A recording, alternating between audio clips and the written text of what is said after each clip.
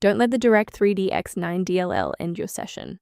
I'm Sophie Chen, a Windows support engineer, and I'll guide you through the scan to restore your gaming performance.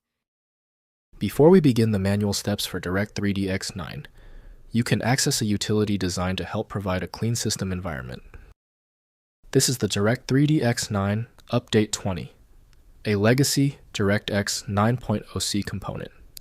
It provides unmanaged routines for vertex processing and mesh orchestration, facilitating the 3D data link for games requiring the December 2004 runtime manifest. Knowing the file's purpose is helpful, but now we need to physically restore it. If DirectX 9 DLL is missing, it typically indicates a break in your system's rendering stack.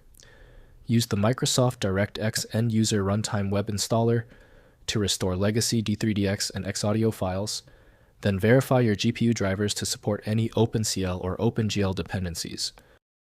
If the redistributable repair didn't resolve the pop-up, the next logical step is to analyze the local environment for process conflicts.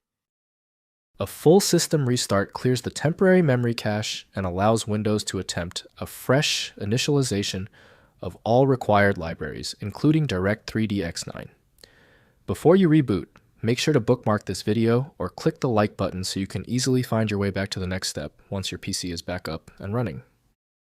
Now that the system has rebooted, if the issue persists, let's move on to our next level of troubleshooting. Feel free to pause the video if you need a moment. If the reboot failed to restore the graphics library, we need to manually install the legacy components. Download the DirectX End-User Runtime, June 2010, from the official Microsoft site. Modern Windows versions often lack these specific files by default, and this installer is the only way to restore the D3DX, X-Input, and Xaudio stacks. Why are we doing this? Well, these legacy libraries are not part of the standard DirectX 12 package. This installer places the exact missing binaries into your system folders to resolve the launch error. While we've identified the fix, it's vital to discuss how to keep your environment secure from common threats.